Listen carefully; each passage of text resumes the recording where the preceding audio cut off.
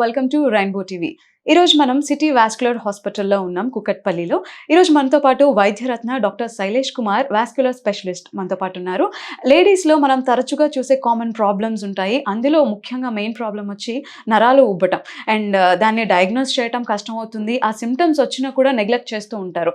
దాని గురించి వారు ఏం చెప్తారో వారి మాటలో తెలుసుకుందాం. Hello sir. హలో. సో నేను జనరల్గా వింటూ ఉన్నాను from different factors like family members through కావచ్చు, లేదంటే ఎనీ ఇన్ఫర్టిలిటీ థింగ్ వల్ల కావచ్చు, రీజన్స్ వల్ల కావచ్చు, వారికోసీల్ అనేది మేల్స్లో కనిపిస్తుంది. దానివల్ల చాలా ప్రాబ్లమ్స్ ఫేస్ చేస్తున్నారు, ముఖ్యంగా యంగ్ పాపులేషన్ అనేది అని. సో బేసిక్గా అసలు వారికోసీల్ రావడానికి రీజన్స్ ఏంటి సార్? ఫస్ట్ మనం తెలుసుకునేది వారికోసీల్ అంటే ఏంటి. మన బాడీలో బ్లడ్ సప్లై అంటే ఒకటి ఏంటంటే ప్యూర్ బ్లడ్ రావాల్సింది, ఇంకోటి ఇంప్యూర్ బ్లడ్ తీసుకెళ్లాల్సింది. దానికి మనం సిరలు అంటాము. సో మనం మేల్స్ లో కూడా వృషణాల చుట్టుపక్కల బ్లడ్ ఆర్టరీస్ కానీ వెయిన్స్ ఇట్లా డిఫరెంట్ గా ఉంటాయి. కానీ కొన్నిసార్లు ఏంటంటే డ్యూ టు ఇంప్రాపర్ సర్క్యులేషన్ ఈ బ్లడ్ అన్నమాట చెడిపోయిన రక్తం సరిగా బ్లడ్ అవుట్ ఫ్లో వెళ్ళక వృషణాల చుట్టే ఉండి ఆ ఇంప్యూర్ బ్లడ్, ఆ బ్యాడ్ బ్లడ్ ప్రవాహం అన్నమాట వృషణాలు పడి దానికి దాంతో ఇలా జరుగుతుంది. సో దాన్ని మనం ఆ స్వెల్లింగ్ అన్నమాట వృషణాల్లో వెయిన్స్ లలో ఉన్నదాన్ని మనం వారికోసీల్ అంటాము. సో ఇది చాలా కామన్ ప్రాబ్లం మనం చూసేది. Almost 10% of the young male population, all male population, they are affected with varicocele. They may are may not be having symptom, కానీ వాళ్ళలో ఉండొచ్చు గ్రేడ్ 1 కానీ గ్రేడ్ 2 కానీ. అది చూస్తుంటే యంగ్ పాపులేషన్ లో చూస్తే ఆల్మోస్ట్ 15 to 20 ఈ మధ్యలో చూస్తుంటే 20% of the young population are affected with varicocele. Varicocele ఇది one of the most common cause of male infertility. అంటే మేల్ కారణాల వల్ల పిల్లలు పుట్టకపోవడం వల్ల varicocele is the most common cause. అంటే almost 40% of the male reasons లో వారికోసీల్ ఉంటుంది. అది సెకండరీ ఇన్ఫర్టిలిటీ అంటే పిల్లలు ఒక ఫస్ట్ కిడ్ అయింది, సెకండ్ కిడ్ కి ట్రై చేస్తున్నారంటే మేల్ రీజన్ వల్ల 80% ఆఫ్ ద వారికోసీల్. అంత కామన్ ప్రాబ్లం ఇది. చాలా కానీ ఇలా ప్రాబ్లం ఉన్నప్పుడు చాలా మందికి దీనికి లక్షణాలు ఉండకపోవచ్చు. దానివల్ల ఇలాంటి కాజ్ అన్నమాట బయటపడదు.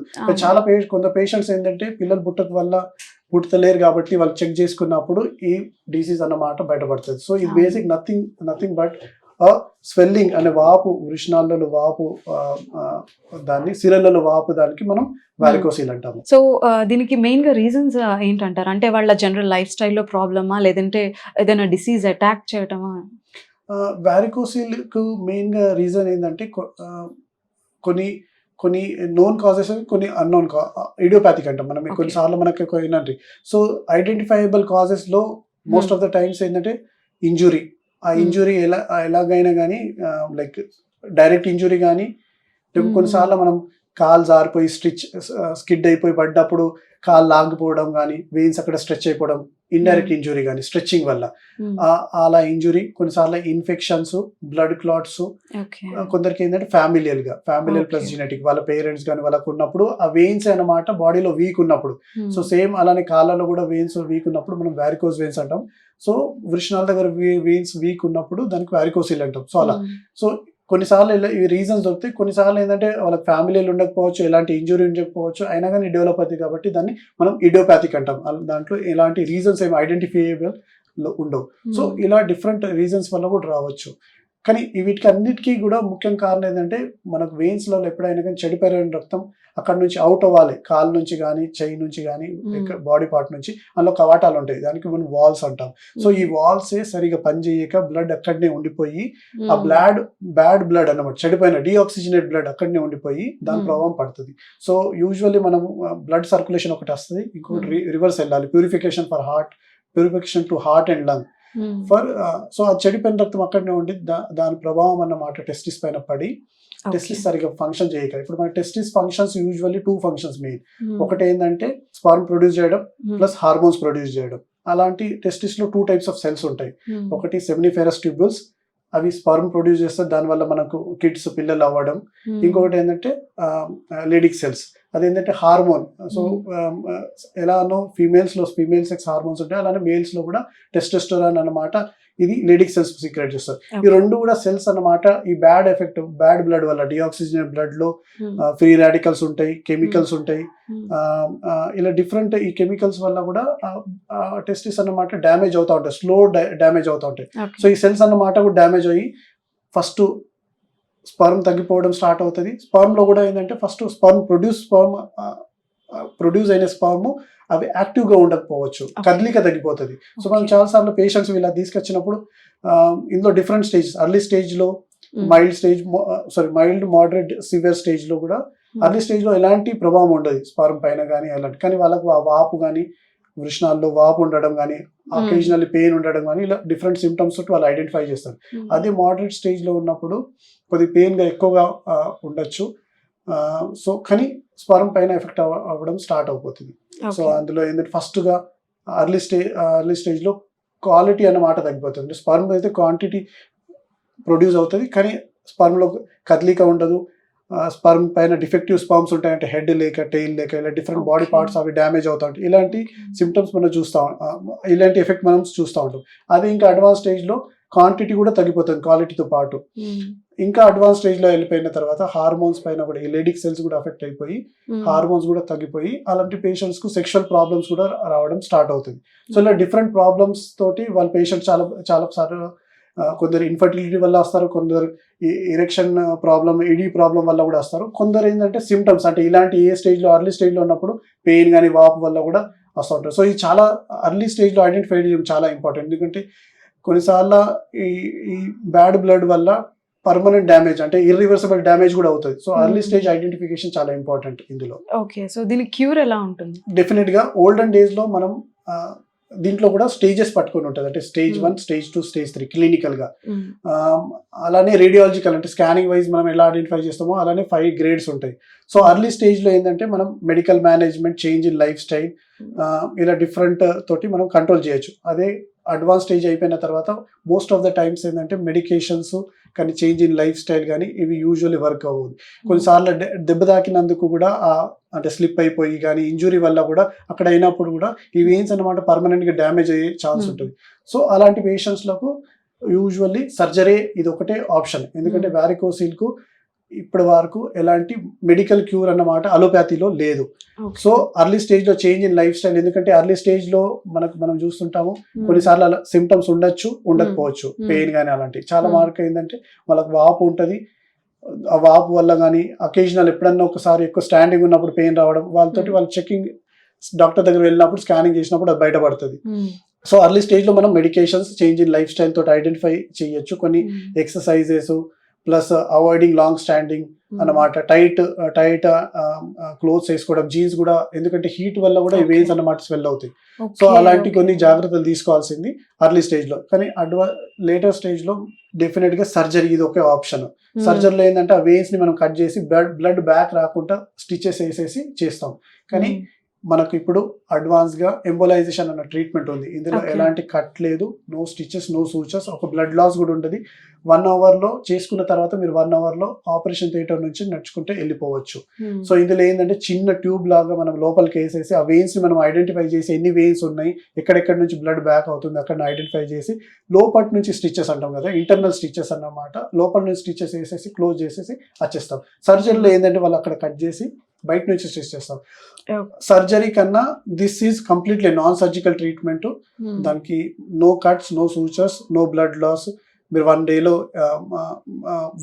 1 అవర్ 2 అవర్స్లో సర్జరీ అయిపోయిన తర్వాత మీరు వెళ్ళిపోవచ్చు. అదే సర్జరీలో అయితే కట్స్ ఉంటాయి, స్టిచెస్ ఉంటాయి, ప్లస్ బ్లడ్ లాస్ కూడా ఛాన్స్ ఉంటుంది. ఇంకా దాంతోపాటు సర్జరీ రిస్క్ అన్న మాట కూడా ఉంటుంది డెఫినెట్గా. ఎందుకంటే anaesthesia risk, at the same time మనం కట్ చేసినప్పుడు ఇందులో ఏంటంటే వెయిన్స్ అన్ని మనం క్లియర్గా ఐడెంటిఫై చేసి వెయిన్స్ని ఆర్టరీస్ నుంచి, లింఫాటిక్స్ నుంచి, నర్వ్స్ నుంచి ఐడెంటిఫై చేసి వెయిన్స్ని వాళ్ళు లైగేట్ చేయాలి, కట్ చేయాలి. బై మిస్టేక్ ఆర్టరీస్ కానీ, లింఫాటిక్స్ కానీ, నర్వ్స్ అట్లా డ్యామేజ్ అవుతే దాని రిస్క్ ఉంటాయి. ఆర్టరీస్ కట్ అవుతే అక్కడ బ్లడ్ సప్లై కంప్లీట్ దొరకక పర్మనెంట్గా టెస్టిస్ డ్యామేజ్ అయ్యే ఛాన్స్ ఉంటుంది. లింఫాటిక్స్ డ్యామేజ్ అవుతే మనం హైడ్రోసిల్, వాటర్ బ్యాగ్ అన్న ఫామ్ అవుతుంది. నర్వ్స్ టచ్ అవుతే మనకు సెన్సేషన్స్ కానీ, ఇరిటేషన్ సెన్సేషన్స్ అట్లా అబ్నార్మల్ అలా స్టార్ట్. కానీ మన ఎంబోలైజేషన్లో మనం లోపల నుంచే వెళ్తున్నాం కాబట్టి ఆర్టరీస్కి వేరే స్ట్రక్చర్స్కి డ్యామేజ్ అయ్యే 0% ఛాన్స్ ఉంటుంది.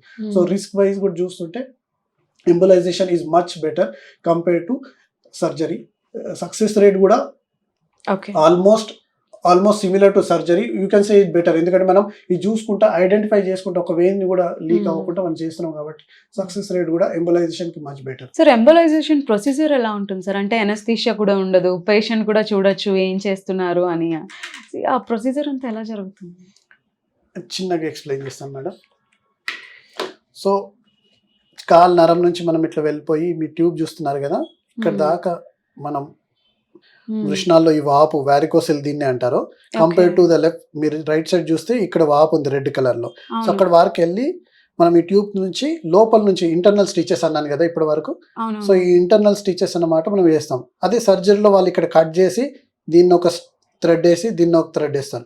సో ఒకటి ఏంటంటే మనం లోపల నుంచి ఉన్నాం కాబట్టి దీన్ని బయట రాము కాబట్టి సరౌండింగ్ స్ట్రక్చర్స్ కన్నా డ్యామేజ్ అన్నమాట 0% ఛాన్స్. ఎందుకంటే లోపలనే ఉన్నాం, మనం ఏ పాయింట్ లో కూడా దీన్ని బయట రాలేదు. అదే సర్జరీలో మనం స్కిన్ కట్ చేసి దాని కింద ఫ్యాట్ కట్ చేసి ఈ వెయిన్ ని ఐడెంటిఫై చేసి దాని పక్కలో కూడా ఆర్టరీ, ఇప్పుడు ఒక ఈ బ్లడ్ పైప్ పైకి వెళ్తుందంటే ఇంకొక బ్లడ్ కూడా వచ్చే పైప్ కూడా ఉంటుంది, దాన్ని ఆర్టరీస్ అంటాం. దాంతో పాటు క్లియర్ ఫ్లూయిడ్ వెళ్ళే లింఫాటిక్స్ ఉంటాయి, నర్వ్స్ కూడా ఉంటాయి. నర్వ్స్ అంటే మనం టచ్ కానీ ఫీలింగ్ ఇలాంటి సెన్సేషన్.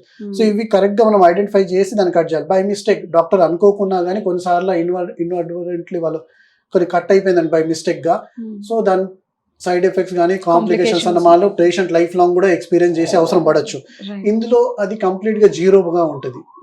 ఆఫ్టర్ దిస్ ఈ ఎంబలైజేషన్ తర్వాత అంటే ఏదైనా కాంప్లికేషన్స్ కానీ సైడ్ ఎఫెక్ట్స్ కానీ ఉంటాయా patient? So usually if done meticulously experience hands నుంచి చేస్తుంటే ఆల్మోస్ట్ 0% ఆఫ్ కాంప్లికేషన్స్. ఇందులో అనస్థీషియా లేదు కాబట్టి anaesthesia, surgical anaesthesia risk complications అన్ని అవుట్. తర్వాత లోపలనే ఉంటున్నాం, వెయిన్ లోపలనే ఉంటున్నాం కాబట్టి అడ్జస్టెంట్ స్ట్రక్చర్స్ కి ఏమైనా డ్యామేజ్ అయ్యే ఆ రిస్క్ కూడా లేదు. ఆర్టరీస్ కానీ నర్వ్స్ కానీ లింఫాటిక్స్ కానీ అలాంటి రిస్క్ కూడా లేదు. ప్లస్ చిన్న హోల్ నుంచి చేస్తున్నాం కాబట్టి ఛాన్సెస్ ఆఫ్ ఇన్ఫెక్షన్, ఇప్పుడు కుట్లు ఉన్నప్పుడు మనం చూస్తుంటాం అక్కడ చీమ్ పోయడం కానీ పస్ అలాంటి ఎక్కువగా ఉంటాయి, కుట్లు తెగిపోవడం కానీ. ఎందుకంటే సెన్సిటివ్ పార్ట్ కానీ కాబట్టి వాళ్ళు కొద్దిగా స్ట్రెచ్ అయినా కానీ ఆ స్టిచెస్ బ్రేక్ అయిపోయి లీక్ అయిపోవడం అలాంటివి కూడా ఇక్కడ ఏమి ఉండదు. ఇక్కడ ఒక స్టిచ్ ఉండదు. సేమ్ లైక్ మనం సలైన్ పెట్టే ట్యూబ్ నుంచి ఎలా వెళ్తామో అలానే లోపలికి వెళ్ళిపోయి అక్కడ లోపలిగా ఇంటర్నల్ స్టిచెస్ వేసి బయటకు వస్తాం. సో సర్జరీలో ఏంటంటే వాళ్ళు కట్ చేసి స్టిచెస్ వేస్తారు కాబట్టి మనం లోపల స్టిచెస్. సో ఎండ్ రిజల్ట్ అన్నమాట ట్రీట్మెంట్ వైజ్ ఆల్మోస్ట్ సేమ్ ఉంటుంది. ఇంకా మనం లోపల నుంచి ఉన్నాం కాబట్టి అన్ని వెయిన్స్ కూడా ఐడెంటిఫై చేయొచ్చు, ఎక్కడ మిస్ కాకుండా. సో వాళ్ళు ఏంటంటే కళ్ళతో చూస్తారు కాబట్టి ఈవెన్ దో మైక్రోస్కోప్ కూడా చూసినా కానీ ఒక వెయిన్ కూడా మిస్ అయింది, మనం కట్ చేసిన కాడనే వెయిన్స్ చూడొచ్చు, పైకి కిందికి చూడలేదు. ఇందులో ఏంటంటే మనం పై నుంచి వస్తున్నాం కాబట్టి we can study the whole anatomy, అంటే పై నుంచి కింది వరకు పూర్తిగా చదవచ్చు. కొందరు ఏంటంటే ఎవ్రీ హ్యూమన్ బాడీ డిఫరెంట్ ఉంటుంది కాబట్టి కొందరిలో వెయిన్స్ లో కూడా వాళ్ళ స్ట్రక్చర్స్ కానీ కొద్దిగా డిఫరెంట్ ఉండొచ్చు. ఒక పేషెంట్స్ కు 2 వెయిన్స్ కూడా ఉండొచ్చు, డూప్లికేషన్ ఆఫ్ వెయిన్స్ ఉండొచ్చు. ఇట్లా వేరియేషన్ ఉన్నా కానీ మనం ఇందులో ఐడెంటిఫై చేసి, అదే సర్జరీలో వాళ్ళు యూజువల్లీ ఇక్కడనే వెయిన్ ఉంటుందని అక్కడనే కట్ చేసి దాన్ని ఐడెంటిఫై చేసి దాన్ని క్లోజ్ చేసి వచ్చారు అనుకో, అదే పేషెంట్కి ఇంకొక వెయిన్ ఉన్నా కానీ అందులో రికరెన్స్ మళ్ళీ వచ్చే అవకాశాలు ఉంటాయి. మనం దాంట్లో అది చాలా ఆల్మోస్ట్ జీరో అని, ఎందుకంటే మనం దాన్ని యాంజియోగ్రఫీ క్యాథ్లాబ్ కింద ఐడెంటిఫై చేసి మనం ట్రీట్మెంట్ చేస్తున్నాం కాబట్టి సక్సెస్ రేట్ కూడా డెఫినెట్గా సర్జరీ కన్నా ఎక్కువ ఉంటుంది, రిస్క్ కాంప్లికేషన్స్ తక్కువ. సేమ్ టైం మీరు అప్పుడే 1-2 అవర్స్లో వెళ్ళిపోతున్నారంటే ఇంకేం కావాలి హ్యాపీగా. ప్రజెంట్ మూమెంట్లో కోరోనరీ కోవిడ్లో మనం హాస్పిటల్లో ఉన్నా కానీ మనం హాస్పిటల్ నుంచి మన కోవిడ్ వచ్చే భయం ఉన్న వాళ్ళ పేషెంట్స్ చాలా మంది అయితే ఎమర్జెన్సీ సర్జరీ ఉన్న వాళ్ళు కూడా చేయించుకుంటలేరు. ఎందుకంటే నాకు ఒకవేళ కోవిడ్ హాస్పిటల్కి వెళ్ళి కోవిడ్ అంటుకుంటుందేమో అని ఆ భయం ఉంది. సో మన ట్రీట్మెంట్లో హాస్పిటల్ స్టే అన్న మాట కూడా ఉండదు. ఓకే, సో అంటే ఇందాక మనం మాట్లాడుకున్నట్టుగా దీనికి సిమ్టమ్స్ చాలా వరకు తెలియదు, పిల్లలు కావాలనుకున్న వాళ్ళు ఫర్టిలిటీ రేట్ చూసే వాళ్ళకి మాత్రమే తెలుస్తుంది అని అనుకున్నాము. అంటే ఒకవేళ వాళ్ళకి సిమ్టమ్స్ తెలియక వాళ్ళలో లోపల ఇన్ఫెక్షన్ ఉందని తెలియకపోతే సో అప్పుడు తర్వాత ఫర్దర్ గా కాంప్లికేషన్స్ ఉంటాయి సార్? డెఫినెట్ గా నేను చెప్పిన ప్రకారంగా చెడిపోయిన రక్తం ఇది ఒకటి రోజులో డెవలప్ అయ్యి దాంతో ఒకటే రోజులో డ్యామేజ్ అయ్యేది కాదు, over a period of years. అంటే ఒక పేషెంట్ కు at the age of 19-20 start అవుతే తనకు తెలిసే వరకు చాలా ఆల్రెడీ లేట్ అయిపోతుంది. కొందరికి ఏంటంటే అర్లీ స్టేజ్ లోనే చాలా సంవత్సరాల వరకు ఉంటుంది. సో అలాంటి ప్రభావం అన్నమాట టెస్టిస్ పైన ఎక్కువగా పడిపోయి టెస్టిస్ల కణాలు అన్నమాట స్లోగా డ్యామేజ్ అవుతా ఉంటాయి. సో డ్యామేజ్ ఒక స్టేజ్ వరకు అయితే మనం రివర్స్ చేయొచ్చు. ఒకవేళ పర్మనెంట్ గా డ్యామేజ్ అయిందనుకో ఆ రివర్స్ కూడా ట్రీట్మెంట్ చేసుకున్న తర్వాత కూడా ఆ స్టేజ్ వచ్చే అంటే రివర్స్ నార్మల్గా స్టేజ్ వచ్చే చాలాసార్లు కష్టాలు ఉంటాయి, ఇంపాసిబుల్గా ఉంటాయి. అందుకే కొంత పేషెంట్స్ నా దగ్గర వచ్చిన తర్వాత నేను ఫస్ట్ వాళ్ళ స్పర్మ్ కౌంట్ అలాంటివి చెక్ చేసుకున్న తర్వాత జీరో స్పర్మ్ ఉంటే నేను ఎలాంటి అలా పేషెంట్స్కు గ్యారంటీ ఏమి ఇవ్వను. ట్రీట్మెంట్ చేసిన తర్వాత కూడా మీ స్పర్మ్ కౌంట్ పెరగచ్చేది, ఎందుకంటే మనము మైక్రోస్కోపిక్ లెవెల్లో ఎంత డ్యామేజ్ జరిగింది అది మనకు తెలియదు. We are just seeing the lab reports, zero ఉంది, ట్రీట్మెంట్ చేసిన తర్వాత అవ్వచ్చు. అదే స్పర్మ్లో కొద్దిగా ఎఫెక్ట్ స్టార్ట్ అయినా కానీ మనం కొద్దిగా అష్యూరెన్స్ ఇవ్వచ్చు పేషెంట్స్కు, 80% 90% ఇంప్రూవ్మెంట్ అయ్యే ఛాన్స్ ఉంది, మనం ఈ ట్రీట్మెంట్ చేయించుకోండి. అదే 0% అయితే. అందుకే ఈ డిసీజ్ని అర్లీ స్టేజ్గా ఐడెంటిఫై చేయడం, దాన్ని నెగ్లెక్ట్ చేయడం ఉన్నా కానీ కొందరు ఏంటంటే పెయిన్, ప్రైవేట్ పార్ట్లో పెయిన్ ఉన్నప్పుడు ఎవరికి చెప్పుకోవాలి అలాంటి షై ఫీల్ అవుతారు, వాళ్ళ పేరెంట్స్ కానీ వాళ్ళ ఫాదర్ కానీ బ్రదర్ కూడా చెప్పుకోలేరు. సో ఈ సెల్ఫ్ ఎగ్జామినేషన్ అలాంటి సిమ్టమ్స్ ఉన్నప్పుడు don't neglect it, go and show to your doctor, get the scan done. ఒకవేళ మీకు అవసరం ఉన్నా కానీ మీ డాక్టర్ ఒకవేళ సర్జరీ సజెస్ట్ చేసినా కానీ, మీరు ఒకవేళ ఒపీనియన్ తీసుకున్నా అన్నా కానీ, you send the reports to us, will go through the reports and will give you a proper suggestion or proper treatment for you. Okay sir, thank you for your valuable time. Thank you.